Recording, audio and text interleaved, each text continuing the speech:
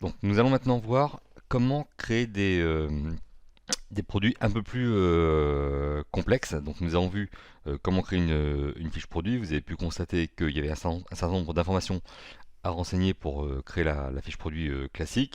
Donc maintenant, ce que nous allons faire, c'est que nous allons voir comment aller plus loin en fait dans la création de fiches produits. Le premier type de fiche produit que l'on va voir maintenant, c'est les fiches produits à déclinaison. Bah, on va reprendre donc dans le cas présent le besoin engine que nous avons créé tout à l'heure. Et en fait, ce besoin engine, nous allons y apporter des éléments complémentaires, comme par exemple proposer à l'internaute de choisir sa taille, comme par exemple proposer à l'internaute de choisir sa couleur et des fonctions complémentaires. Donc pour ça, comment ça se passe? Ça se passe en deux étapes. La première étape, ça va d'abord être de créer tous les éléments en fait que je veux pouvoir proposer en fait sur ma fiche produit. Donc on a vu que créer une fiche produit c'est relativement assez long, donc il est préférable pour gagner du temps de créer en amont tous les éléments dont je vais avoir besoin pour aller au plus vite dans la création en fait de la fiche produit.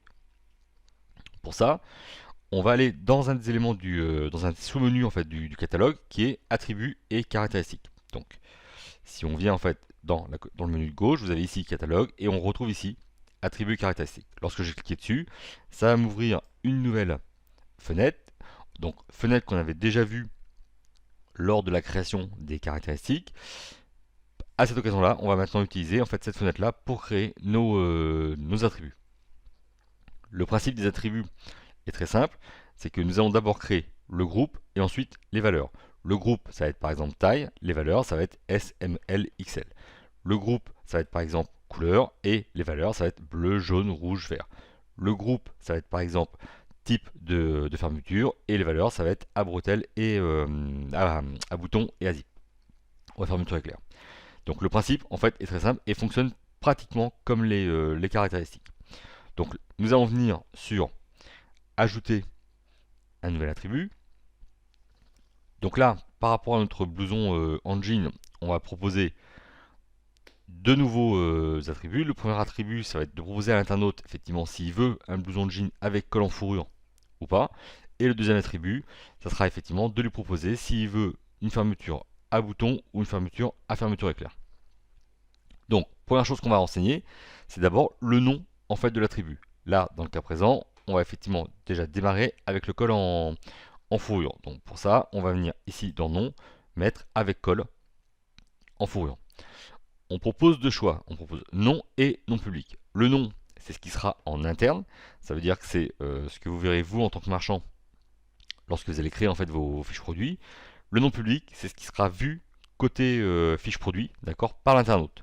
Donc là, le plus simple, effectivement, est de recoller directement le même texte pour qu'il n'y ait pas d'erreur. Ensuite, vous allez avoir trois choix. Vous allez avoir le type d'attribut, à savoir sous la forme d'une liste déroulante, sous la forme d'un bouton radio, sous la forme de couleur ou texture.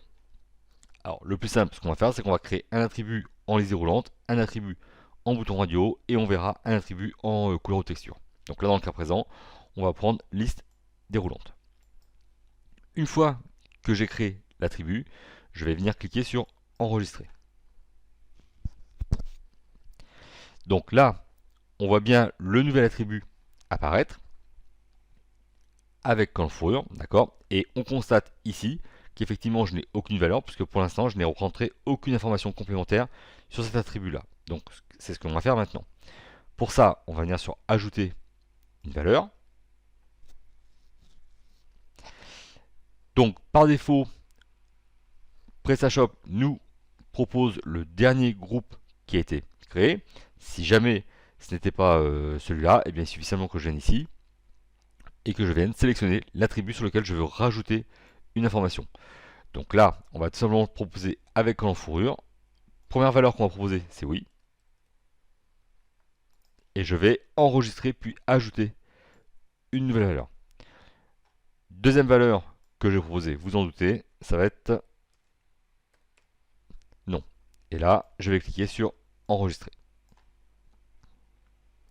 Donc là, maintenant, vous voyez que à l'attribut avec col en fourrure, j'ai bien deux valeurs qui me sont proposées. Si je souhaitais modifier ces deux valeurs ou une des deux valeurs ou en rajouter. Il suffit seulement par exemple que je vienne ici, cliquer sur avec colle en fourrure. Là, on propose bien les valeurs qui appartiennent à ce groupe-là. Il suffit ici que je vienne sur modifier pour modifier la valeur si jamais je me suis trompé, si jamais j'ai fait une faute d'orthographe ou si jamais c'est pas la bonne valeur. Une fois que c'est fait, on clique sur enregistrer. On va pouvoir revenir à la liste. Voilà. Donc là, c'est le premier groupe, en fait, premier attribut qu'on a créé.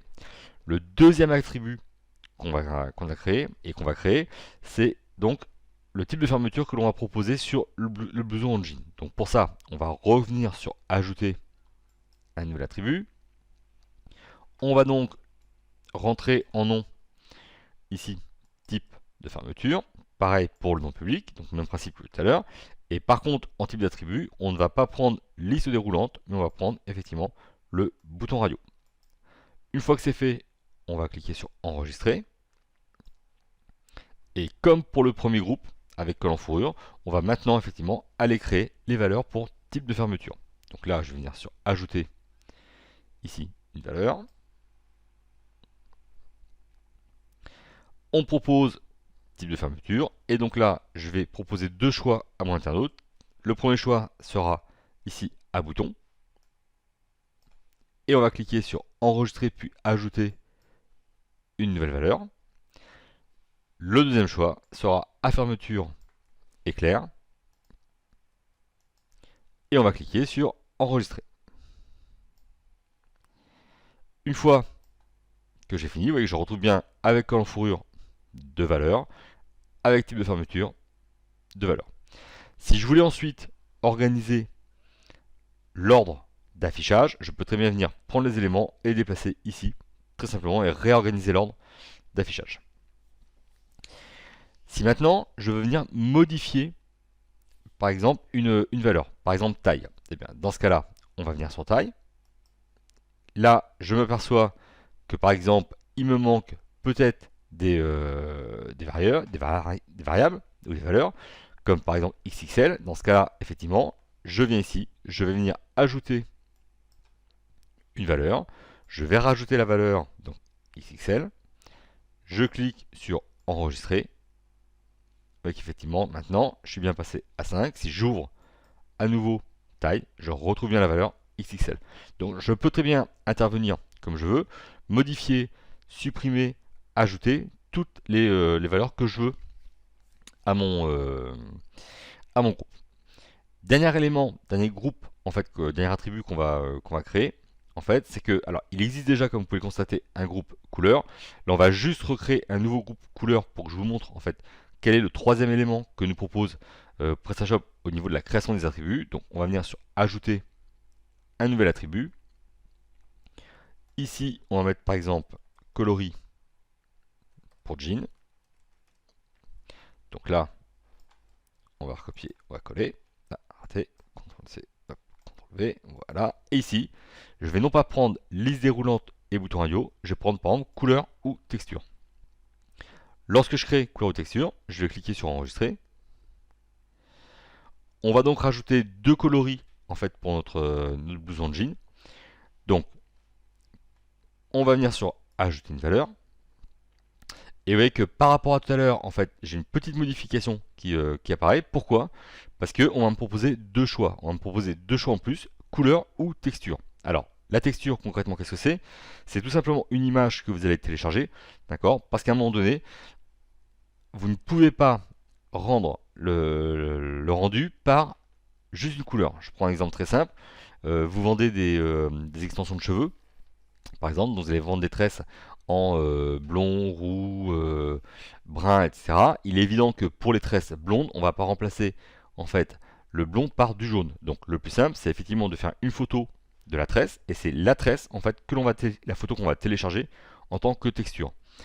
Si demain vous vendez des coussins en peau de léopard, peau de zèbre et peau de girafe, il sera assez difficile de trouver la bonne couleur. Donc le plus simple sera effectivement de faire une photo en fait du coussin, d'accord, de la texture ou du motif, et ensuite de télécharger le motif.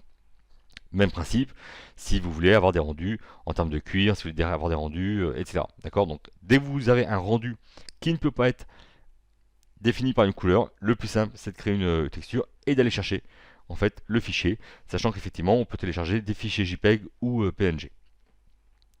Si par contre c'est une couleur, là on a deux cas de figure. Premier cas de figure, c'est que je vais venir ici, cliquer sur le cercle chromatique et je vais pouvoir aller chercher la couleur par exemple qui m'intéresse. Donc on va prendre par exemple dans le cas présent, on va prendre un bleu, par exemple celui-là, d'accord. Et là, ici, je vais mettre renseigner bleu. Donc là, je peux très bien venir chercher la couleur. Il est impératif effectivement de renseigner la couleur par le code hexadécimal, d'accord, correspondant. Je vais cliquer ici sur enregistrer puis ajouter une nouvelle valeur. Voilà. Ça, c'est la première solution. La seconde solution, c'est que je peux avoir besoin de couleurs bien précises. Par exemple, j'aimerais avoir en couleur la couleur taupe. Dans ce cas-là, le plus simple, c'est de chercher sur Internet. Il existe plein de dictionnaires de couleurs qui vont vous donner les codes exacts. Alors que ce soit le code hexadécimal, que ce soit le code RVB, que ce soit le code quadri, etc. Mais il existe effectivement beaucoup de dictionnaires qui vous permettront effectivement de trouver la bonne couleur.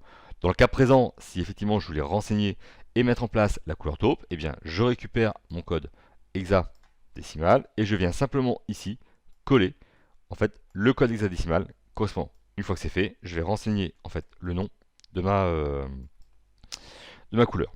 Je vais enregistrer puis ajouter une nouvelle valeur. Troisième couleur que je vais renseigner, c'est une couleur framboise. D'accord, ce qui ira très bien à mon blouson de jean. Donc là, même principe, je vais venir ici coller le code de la couleur framboise. Vous voyez qu'automatiquement, il affiche bien la bonne couleur, d'accord. Et là, j'ai tout simplement plus qu'à cliquer sur enregistrer. Pourquoi enregistrer? Parce que c'est la dernière valeur en fait que je vais renseigner. Donc là, même principe, vous voyez qu'on a bien le nouveau groupe Coloris Pro Jean qui s'affiche. Si je clique dessus, je vais bien ici retrouver en fait les trois couleurs que j'ai créées. Une fois que j'ai défini tous les éléments dont je peux potentiellement avoir besoin pour mes produits, d'accord, et bien qu'est-ce que je vais faire maintenant?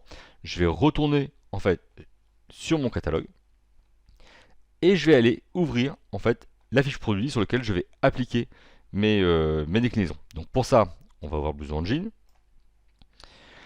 Et en fait, lorsqu'on a créé la fiche produit, on était ici sur ce qu'on appelle le produit simple. Là, ce qu'on va faire, on va venir cliquer sur produit avec déclinaison. Et là, en fait, qu'est-ce qui va se passer? Eh bien, on voit apparaître dans les onglets un nouvel onglet ici qui s'appelle déclinaison. Donc, on va venir cliquer sur déclinaison.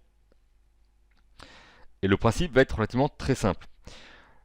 Vous allez retrouver sur la partie droite de votre fenêtre toutes les déclinaisons existantes actuellement. Vous voyez que là, en fait, c'est les trois premières par défaut, taille, couleur, dimension, qui étaient présentes et qui sont présentes lorsque vous installez la boutique PrestaShop. Et on va retrouver en dessous, avec col en fourrure, type de fermeture et coloris pour jean, les nouvelles déclinaisons en fait que je viens de créer.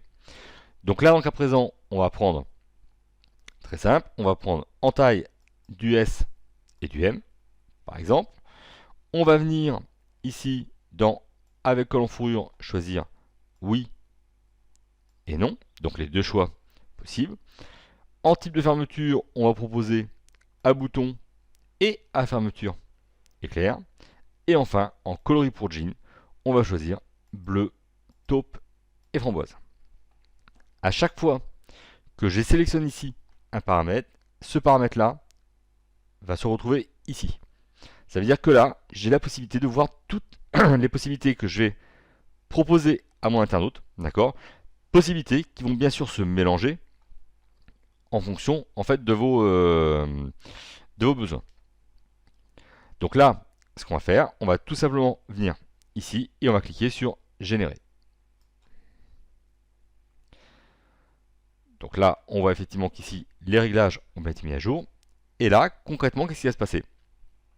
Eh bien, PrestaShop va vous générer toutes les déclinaisons, en fait, et toutes les possibilités que vous lui demandez en fonction des paramètres que vous avez sélectionnés. C'est-à-dire que là, par exemple, si on prend le premier en fait correspond aux tailles S avec col en fourrure, oui, avec fermeture à bouton et le coloris bleu. Si par contre je descends un peu plus bas, eh bien, qu'est-ce qu'on va trouver? On va trouver toujours la taille S, toujours le collant fourrure oui, à bouton, mais pour le framboise, la couleur framboise, et ainsi de suite, d'accord? Et ça veut dire que là, je vais retrouver toutes les infos, en fait, dont j'ai besoin. D'accord? Donc ça, c'est le premier point. Qu'est-ce qui s'est passé? Eh bien, on va cliquer sur enregistrer. Voilà. Et on va aller voir ce qui se passe, en fait, sur la fiche produit. Donc, on va ouvrir notre fiche produit. Voilà, on va actualiser. Ça, c'est normal. Ok. Donc, nous allons maintenant aller visualiser notre fiche produit pour voir effectivement ce que ça a donné sur le côté internaute. Donc là, effectivement, je vais venir ici. Et vous voyez, en fait, ce qui se passe.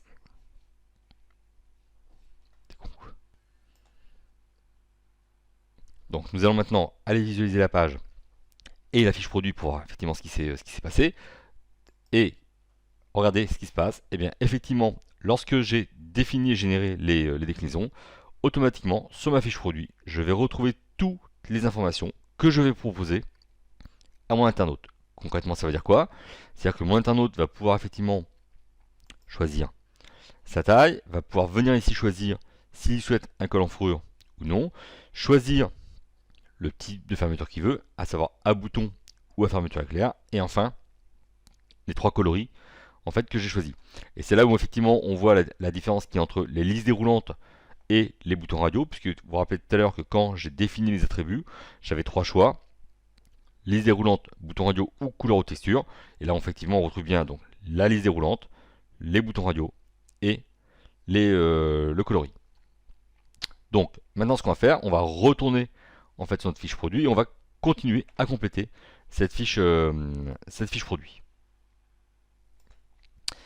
Alors, lorsque l'on regarde cette fiche produit, la première chose que l'on constate, c'est qu'effectivement, on s'aperçoit que je n'ai aucune quantité en fait de définie sur ma fiche produit. D'accord? Ce qui explique aussi pourquoi, lorsque je reviens sur la fiche produit, en fait, et que je regarde le ajouter au panier, vous voyez qu'effectivement le ajouter au panier n'est pas fonctionnel puisque je n'ai pas assez de produits en stock pour acheter le produit. Donc, pour régler ce problème-là, ce qu'on va faire, on va venir ici, cocher cette case-là. Et lorsque je vais cocher cette case-là, ça va avoir pour effet de m'apporter des fonctions en fait supplémentaires. Voilà, on voit les fonctions apparaître. Vous voyez que là, je vais pouvoir effectivement faire ce qu'on appelle des impacts en fait et des ajouts sur l'ensemble des sélections qui se trouvent ici. Vous voyez que là, le fait d'avoir coché cette case-là me permet d'avoir sélectionné l'intégralité des éléments en fait de ma déclinaison. Et là, en fait, ce que je vais faire, je vais tout simplement venir ici et je vais rentrer une quantité. On va mettre par exemple 30 en quantité. Une fois effectivement que j'ai renseigné ici la quantité, je vais cliquer sur enregistrer. Vous voyez que automatiquement j'ai bien 30 en quantité qui viennent s'afficher pour l'ensemble de mes déclinaisons. Ça veut donc dire que si maintenant j'enregistre mes modifications, que je reviens sur le blouson et que j'actualise, on voit maintenant qu'effectivement le ajouter au panier est accessible et que je peux maintenant bien ajouter un produit à mon panier, donc commander en fait ce blouson là. Donc ça c'est la première chose. Après, la seconde chose, c'est que je pourrais très bien, par exemple, me dire voilà, mon fournisseur en fait me facture plus cher en fait les blousons à col que les blousons sans col. La question à se poser, c'est est-ce que je répercute ou non en fait ce coût sur mon internaute. Si je ne répercute pas le coût, c'est donc moi qui vais l'assumer en tant que marchand. Si par contre je répercute le coût, comment est-ce que je vais m'y prendre? Alors en fait, c'est très simple. On va tout simplement venir ici, cocher les cases sur lesquelles je veux intervenir. Donc cocher les déclinaisons sur lesquelles je veux intervenir. Ici, vous voyez par exemple, je suis avec col en fourrure, oui, donc je vais cocher la case. Voilà. Okay. Et j'ai coché toutes les cases avec col en fourrure.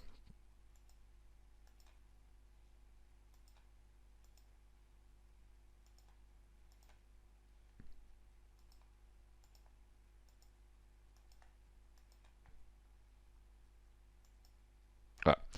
Une fois que j'ai coché les cases des déclinaisons qui m'intéressent, ce que je vais faire, je vais venir ici et je vais décider si j'impacte le prix en hors taxe ou en TTC. Si j'impacte le prix en TTC, eh bien, je vais ici lui rentrer 30 euros. D'accord. Et je vais cliquer sur enregistrer.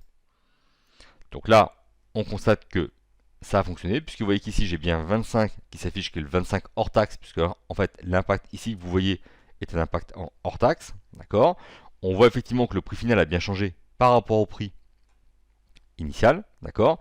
Donc ça veut dire que si maintenant j'enregistre, voilà, on va revenir sur notre fiche produit, on va l'actualiser. Là, mon blouson est à 90 euros. D'accord. Si maintenant je passe en col en fourrure, non. Vous voyez que là, automatiquement, il est bien passé à 60 euros. Et je peux donc décider ainsi d'impacter tous les choix que va pouvoir faire internaute. C'est-à-dire que là, je pourrais très bien effectivement lui dire, le fait de choisir la taille M, par exemple, ça va impacter de 5 euros. Le fait de choisir à fermeture éclair, ça n'impactera pas, alors qu'à bouton, comme j'imagine qu'il y a plus de travail, ça va peut-être impacter de 10 euros, etc. Et donc, vous allez pouvoir jouer avec le choix en fait, de votre internaute et impacter ou non les décisions en fait, de votre internaute. Ça, c'est sur la partie impact en poids, en prix. De la même façon, on peut aussi, si besoin, impacter en poids. Avec ici, j'ai aussi une information de type impact sur le poids. Concrètement, ça veut dire quoi? C'est-à-dire que, imaginons par exemple que je vende des téléviseurs en 110 cm, 115 cm et 120 cm. On pourrait très bien imaginer que le prix reste le même, d'accord, mais que par contre, chaque choix va impacter de 200 grammes ou 300 grammes en plus le produit. Pourquoi est-ce que ça a une importance? Parce que ça va avoir une importance en fait sur les frais de port et le fait de changer ou non de tranche de poids en fonction du produit vendu et donc d'avoir des impacts financiers sur les frais de port. Donc, avantage, c'est qu'effectivement, vous pouvez très bien impacter aussi bien en poids que impacter aussi bien en prix. De la même façon, vous allez pouvoir aussi, si besoin, intervenir sur les choix et sur chaque déclinaison que vous avez. C'est-à-dire que lorsque je vais venir ici, vous voyez que ici, pour chaque déclinaison, j'ai un crayon en fait, qui va me permettre d'éditer en fait, la déclinaison elle-même. Et de pouvoir lui dire par exemple, soit on retrouve les informations de type prix impact, définir un stock avec l'emplacement de ce produit-là et un niveau de stock bas si j'ai dans mes déclinaisons des produits qui partent plus vite que les autres. Et bien sûr aussi la possibilité de rentrer un code EN13 ou un code UPC spécifique à chaque déclinaison, puisque chaque déclinaison correspond bien à un produit à part entière. De la même façon, ici, on retrouve en fait nos images de base. Ça veut dire quoi? C'est-à-dire que si je retrouve mes images ici de base, ça doit pouvoir dire que j'ai la possibilité en fait d'associer l'image que je veux à la couleur en fait qui m'intéresse. Alors, on va faire un petit test. On va revenir dans Retour au produit. Voilà. On va revenir sur Essentiel et on va aller télécharger 2 photos en plus en fait concernant les coloris. Donc là, hop, on va juste aller chercher dans le bon dossier. Donc, voilà. On va aller chercher 2 blousons de couleur. Voilà. Ok. Et donc là, mes 2 blousons de couleur se sont chargés. Cette image-là, je vais la mettre en dernier pour l'instant. Voilà. Concrètement, ça veut dire quoi? Donc là, je vais enregistrer les modifications apportées. Voilà. Je vais revenir sur mes déclinaisons. Et je vais lui dire, voilà, ici, en fait, je suis en coloris bleu, donc je ne vais pas intervenir sur ce coloris-là. Par contre, sur la couleur taupe, je vais intervenir. Donc là, je vais éditer mon produit. Je vais aller chercher, en fait, ma couleur taupe, donc qui est celui-là. Et je vais lui dire quoi? Je vais tout simplement dire que à cette déclinaison-là, en fait, c'est cette image-là, en fait, que j'associe. Une fois que j'ai fait ça, je retourne sur le produit. Vous voyez que là, ça a bien changé en fait sur la couleur. Je vais répéter la même opération. Donc voilà, retour au produit. Et on va le faire ainsi pour l'ensemble de toutes les déclinaisons. Donc maintenant que j'ai attribué les bons coloris à toutes mes déclinaisons, on va enregistrer. Donc voilà, réglage mis à jour. Et on va retourner donc vers notre fiche produit. Je reviens sur ma fiche produit. Là, effectivement, on va tout simplement recharger la fiche produit. Et là, qu'est-ce que je constate? Je constate qu'ici, on voit bien apparaître nos différentes images, d'accord? Et entre autres, notre blouson couleur framboise et notre blouson couleur taupe. Ça veut donc dire aussi, et c'est tout l'intérêt de la chose, c'est que si maintenant je viens cliquer ici sur la couleur framboise, qu'est-ce qui se passe? Eh bien effectivement, je n'ai maintenant que la photo en fait de mon jean en framboise. Si je clique sur la couleur marron, même principe, j'ai maintenant que en fait la photo du produit. Et tout l'avantage en fait c'est ça, c'est que vous allez pouvoir associer en fait des coloris ou des photos différentes à chaque type de déclinaison. Bon, là je ne l'ai pas fait en fait pour le col en fourrure, mais on aurait très bien pu imaginer aussi effectivement d'avoir le même blouson avec le col en fourrure ou sans le col en fourrure pour que les gens puissent effectivement voir exactement le produit qu'ils souhaitent, acheter. Donc ça c'est tout l'intérêt en fait du système de déclinaison, d'accord. Et surtout l'avantage c'est que vous allez pouvoir effectivement gérer vos déclinaisons comme vous voulez, le tout étant que vous avez fortement intérêt à créer en amont en fait tous vos attributs et toutes vos valeurs pour avoir juste à venir sélectionner en fait les éléments que vous souhaitez associer en fait à votre produit. Alors on va revenir sur la fiche produit. Voilà. Le dernier élément important ici, c'est que vous avez la possibilité de définir quelle est la déclinaison par défaut que vous souhaitez mettre en avant. Ça veut dire quoi? Ça veut dire en fait quelle est la déclinaison sur laquelle l'internaute va arriver lorsqu'il va charger en fait la fiche produit. D'accord. Généralement, celle qui est mise en premier reste toujours la déclinaison la moins chère, d'accord, pour que ce soit en fait le produit d'appel et le prix d'appel sur votre site.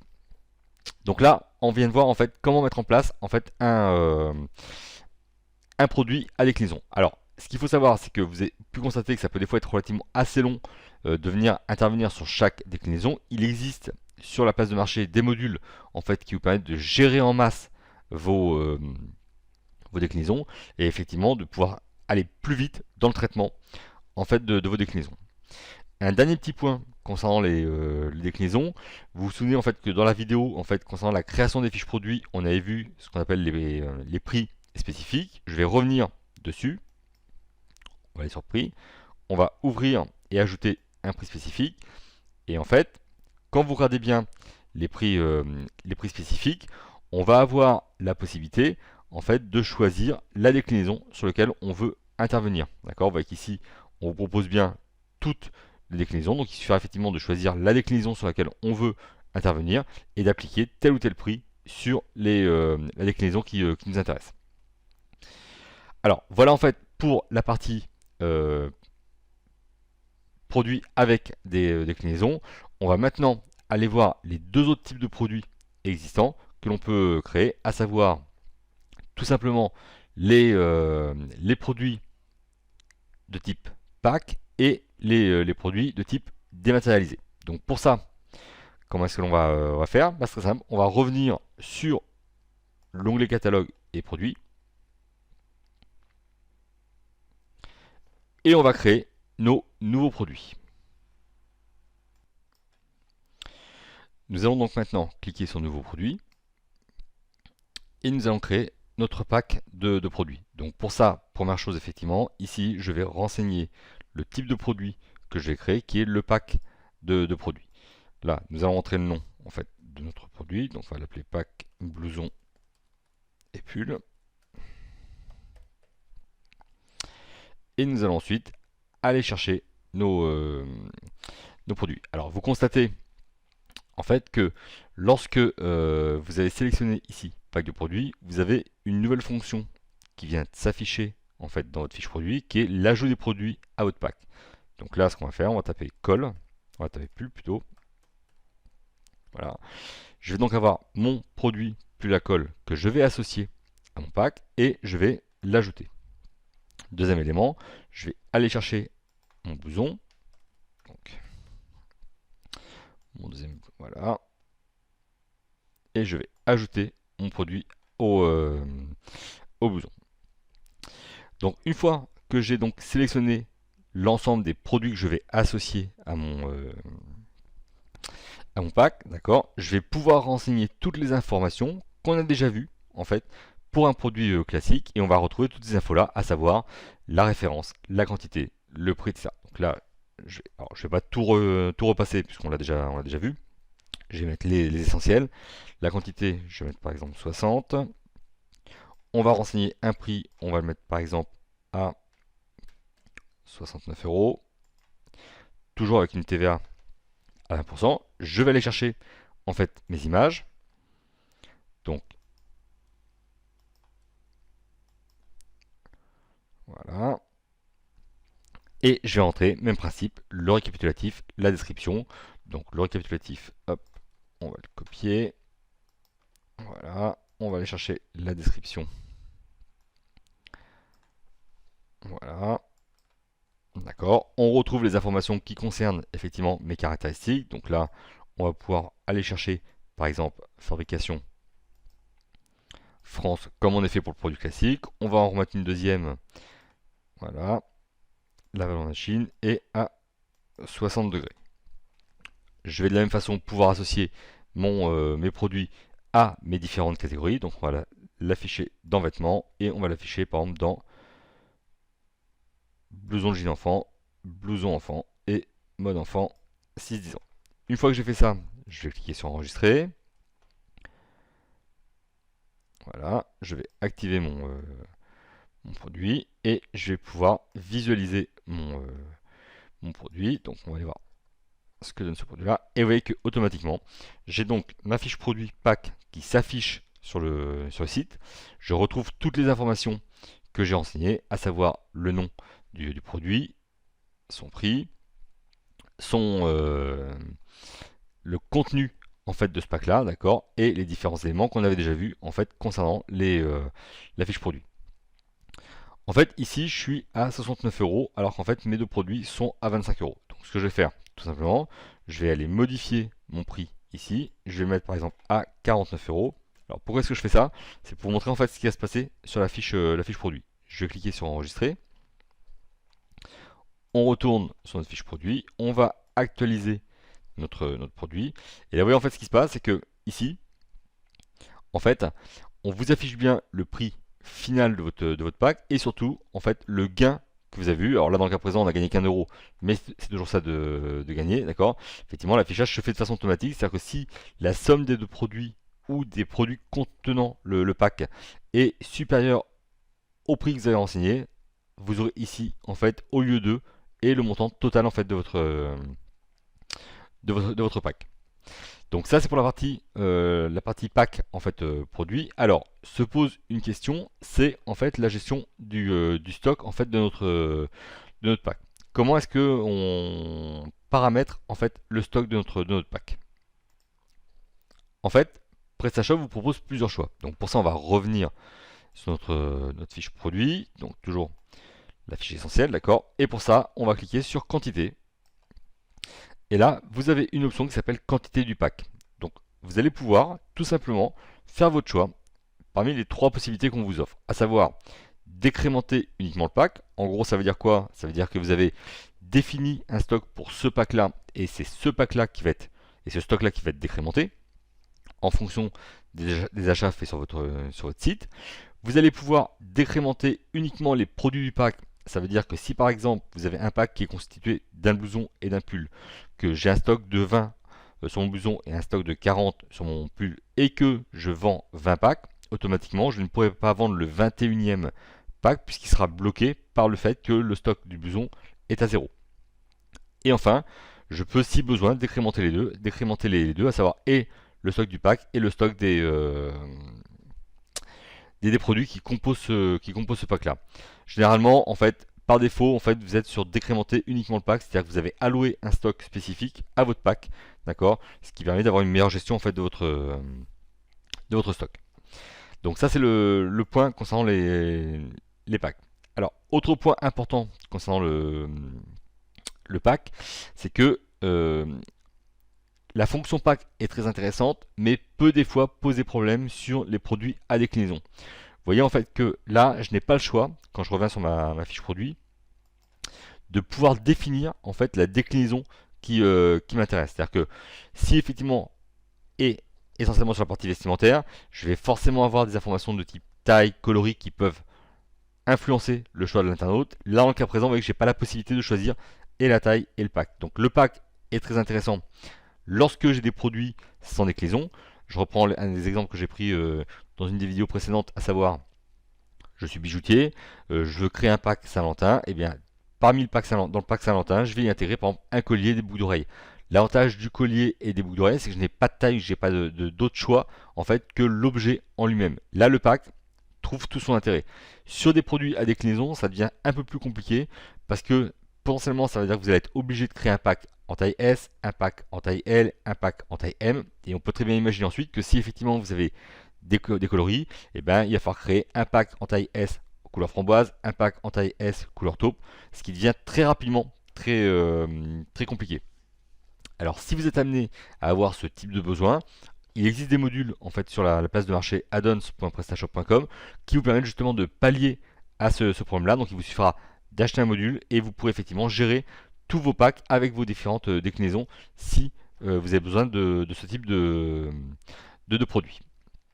Donc là, on vient de finir avec la partie produit pack. Il nous reste donc un troisième type de produit qui est le produit dématérialisé.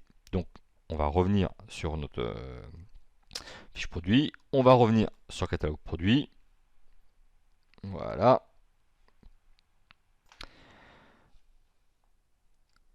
Alors, nous allons créer deux produits dématérialisés. Un produit en fait dématérialisé qui sera un cours en fait de couture et un produit matérialisé qui sera un livre à télécharger pour apprendre tous les secrets de la couture. Donc, pour ça, on va venir sur nouveau produit. Donc, on va cliquer sur nouveau produit. D'accord. Tout de suite, je vais définir ici que c'est un produit dématérialisé en fait que je vais mettre en place, d'accord. Et je vais donc créer notre cours pour apprendre à coudre. Donc voilà, on va entrer le nom de notre produit, cours pour apprendre à coudre. Même principe en fait que ce qu'on a vu sur le produit essentiel. Je vais donc aller télécharger ma photo. Donc dans le cas présent, c'est cette photo là. Voilà. Je vais renseigner de la même façon mon récapitulatif et ma description. Donc, voilà pour le récapitulatif, voilà pour la description. Et bien sûr, si besoin, je peux y associer des caractéristiques, pourrais y associer une marque si besoin, et je pourrais y associer des produits associés.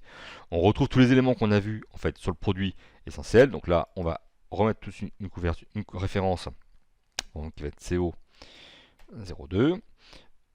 Quantité, si besoin, je vais mettre 40.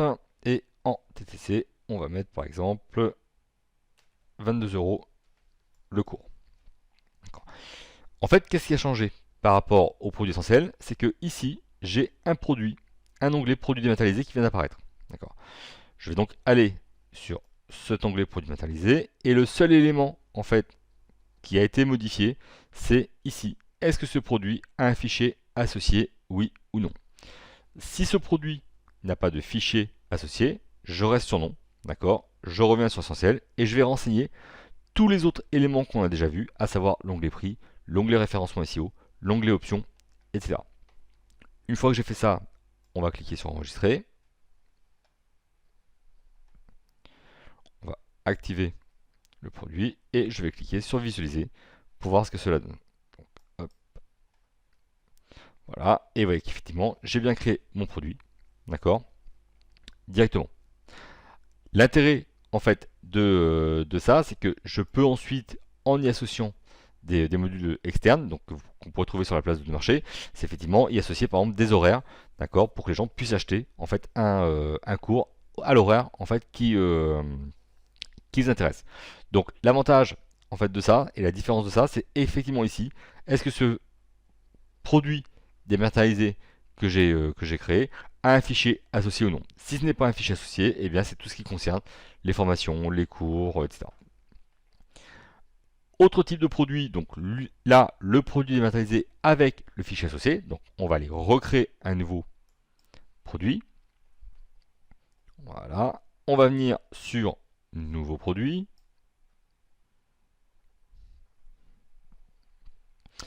Et donc là, ce qu'on va proposer, c'est un livre, en fait, que les gens vont pouvoir télécharger, donc par exemple au fichier PDF, d'accord, qui concerne toutes les techniques en fait de base pour la couture. Donc là, même principe, on va venir ici choisir produit dématérialisé, je vais rentrer le nom de mon produit, on va aller chercher la photo qui correspond à notre produit, c'est celui-là.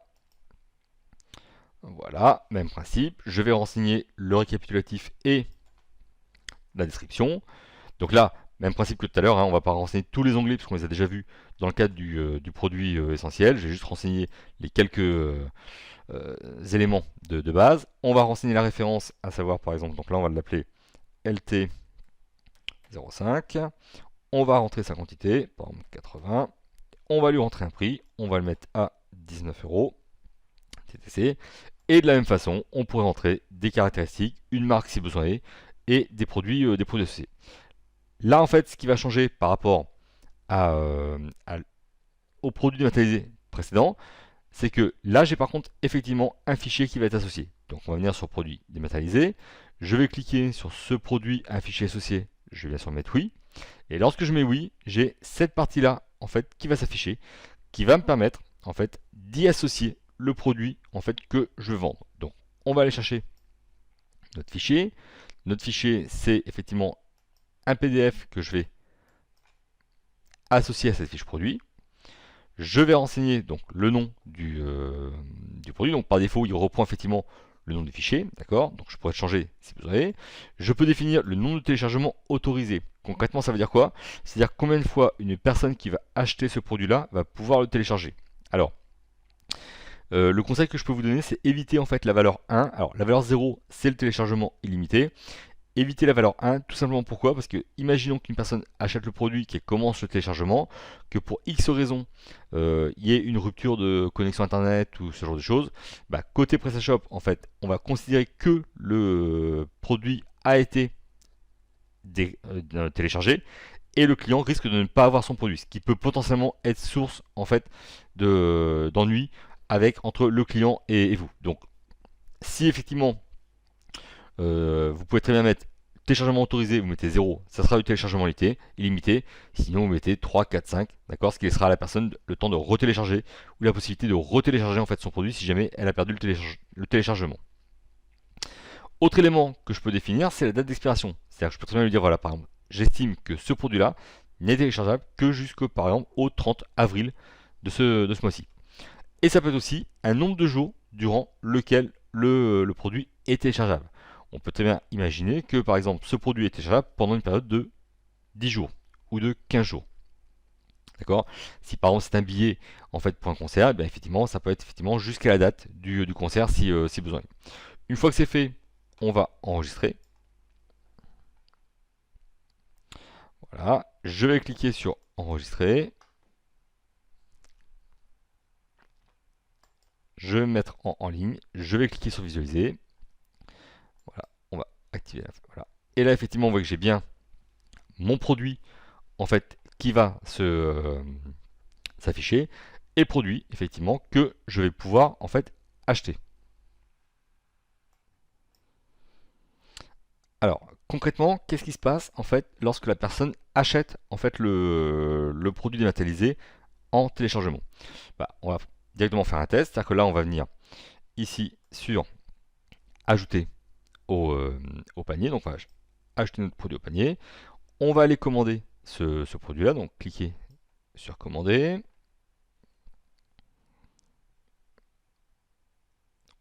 Voilà.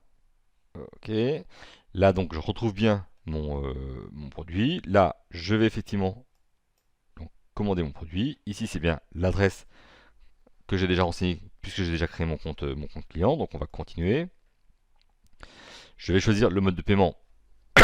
Alors là, dans le cas présent, effectivement, il n'y a pas de mode de paiement CB qui ont été installés pour l'instant dans cette boutique-là. D'accord. Il est évident que s'il y avait un mode de paiement CB, il apparaîtrait de la même façon que ce soit du paiement CB ou de la carte PayPal ou etc. Donc là, on va prendre payer par virement bancaire.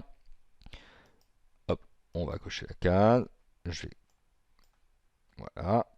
Ok. Et donc là, effectivement, la commande a bien été confirmée. Vous voyez qu'on retrouve bien toutes les informations concernant ma commande. Donc ce qu'on va faire, on va tout simplement aller en fait revenir dans le back office et on va aller dans l'onglet commande pour activer en fait le paiement. Donc on va cliquer sur recharger. Voilà. Donc j'ai bien ma commande qui va apparaître ici, qui est en attente de virement bancaire. On va ouvrir cette commande là. Je vais donc ici la passer en paiement accepté. On va mettre à jour l'état. Voilà, donc là, effectivement, vous voyez qu'ici, j'ai bien paiement accepté qui vient d'apparaître donc pour mon client. Donc concrètement, ça veut dire quoi? Ça veut dire que si maintenant je reviens en tant que client sur mon, euh, mon compte client, je vais revenir ici sur, donc voilà, là je vais retrouver les informations qui concernent mon compte client, entre autres l'historique et détail de mes commandes. Je vais retrouver ici, en fait, les détails en fait de la nouvelle commande qui vient de passer. Donc je clique dessus. Voilà. Ici, je vais avoir la capacité à télécharger ma facture au format PDF, mais surtout ici, je vais pouvoir télécharger le fichier PDF que j'ai acheté. Donc si effectivement je clique dessus, vous voyez que là j'ai bien donc mes paramètres en fait de téléchargement qui viennent de s'afficher. Donc je peux maintenant récupérer mon fichier PDF et le lire tout à loisir. Donc la mise en place en fait d'un produit dématérialisé avec téléchargement n'a rien de compliqué. C'est globalement la même chose que ce qu'on a vu sur la partie produit essentiel. D'accord. La seule petite différence, c'est qu'il y a effectivement cette fonction d'ajouter le PDF ou le document que vous allez vendre directement sur la fiche produit. Par contre, si vous avez été observateur, on s'aperçoit d'une chose, c'est qu'on n'a plus l'accès en fait aux déclinaisons, d'accord? Puisqu'effectivement, sur un produit dématérialisé, je ne peux pas associer en fait de déclinaison.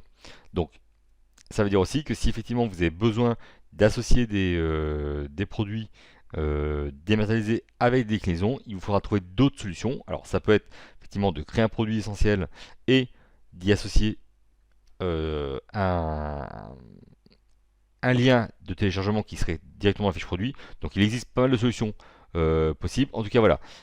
Au sein de PrestaShop, vous avez la capacité à créer trois types de produits. Les produits essentiels, donc produits standards avec produits simples et produits à déclinaison. Les packs de produits et les produits matérialisés. Donc produits matérialisés avec ou sans téléchargement. Donc voilà qui clôture en fait cette vidéo concernant la mise en place en fait du catalogue et on verra dans d'autres vidéos les autres fonctions en fait de la boutique PrestaShop.